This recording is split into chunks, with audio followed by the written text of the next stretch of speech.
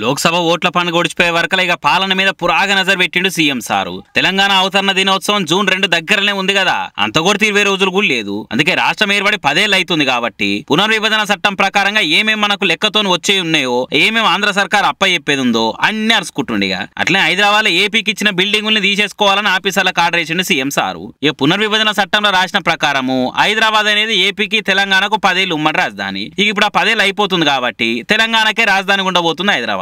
అందుకే నెల 18 తారీఖు నాడు కేబినెట్ మీటింగ్ పెట్టి 2 రాష్ట్రాలను పెండింగ్ ఇంకా ఏమేమి ఉన్నాయో అవిటి ముచ్చటం ముంగటేసుకుంటారట. ఉద్యోగులను కేటాయించుడికేలి ఆస్తులు, అప్పుల పంపకాలు, తేలవలసిన కరెంటు సంస్థల బకాయిలు అన్ని లెక్కలు పక్కాగా తీయరని, పెండింగ్ అన్నిటి మీద రిపోర్ట్ ఇయ్యరని ఆర్డర్ చేసినట్టు ఆఫీసర్లకు సీఎం సారు. ఇవే కాకుండా కేబినెట్ లో రైతు రుణమాఫీ, వడ్ల కొనుగోళ్ల మీద కూడా మంత్రులతో మాట్లాడతారా ఇన్ని వస్తున్నది. మరి 18 తారీఖు నాడు కేబినెట్ లో అందరూ కూడా మాట్లాడి ఏం తీర్మానం చేస్తారనేది చూడాలిగా. తాగిన దానికంటే తాగి పంచాదులు పెట్టుకుంటేనే ఎక్కువ కిక్కు అని అనుకుంటారో ఏమో కొందరు. పోయి పోలీసులను ఎత్తి తినుకుంటా లొల్లికి దిగిండి తోపు. గచ్చిబోలి కాడి మోతవారి మొగాయన రాంగ్ రూట్లా పోతుంటే పోలీసులు ఆపి ఎందుకు అనుమానం కొట్టి మిషన్ పెట్టి ఊదు అని చెక్ చేస్తే 150 పాయింట్లు వచ్చిందట. తాగి బండి నడుపుడే రాంగ్ అంటే ఇంకా రాంగ్ రూట్ లో వచ్చి డబుల్ రాంగ్ పనులు చేస్తావా అని పోలీసులు అడుగుతుంటే కథం అప్పటికప్పుడు కథా స్క్రీన్ ప్లే అల్లేసి డ్రామాకు పరదలేపిండి మందబాబు. నన్ను పోలీసులే 5,000 అడిగిర్రు, ఒకవేళ నేను చెప్పింది నిజం కాకుంటే నన్ను బట్టలిప్పి కొట్టురా నడుచుకుంటూ ఆగమాగం చేసిండి. ఇట్లా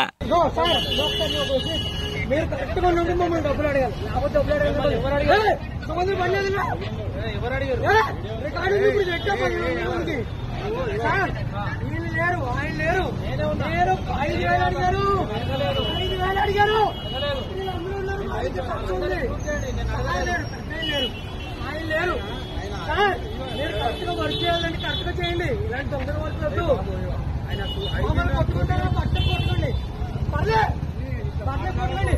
రేపు పొద్దున ఏం జరగలేదు జరిగిస్తాం. ఓకే శవ్వా చేసిందే శరం లేని పనిరా అయ్యానంటే మీదికెళ్ళి పోలీసులే బదనాం చేసి బట్టగాల్చి మీదేసినట్టు మాట్లాడి నా బట్టలు ఇప్పి కొట్టిర్రు అనుకుంటా మాట్లాడుతుందంటే ఏమనాలో చెప్పురిగా. అయినా ఉన్న పైసలు అన్ని చాలక ఆలీలకు కూడా ఫోన్లు చేసి పైసలు పంపిమని అడిగి మరీ తాగి రోడ్డు ఎక్కినట్టున్నావు. ఇక నిన్ను 5,000 అడిగి రాలంటే ఎవరన్నా నమ్ముతారా చెప్పు? మంచి వాళ్ళే కాదు, మందు మీద ఉన్న కూడా నమ్మేతట్లేవు నీ మాటలు అని అనుకుంటా సురుకులు అంటే వాటిని చూసిన వాళ్ళిగా. కానీ తాగిందంతా దిగినాక అప్పుడు ఉంటది కానీ కాకకు మంచిగా.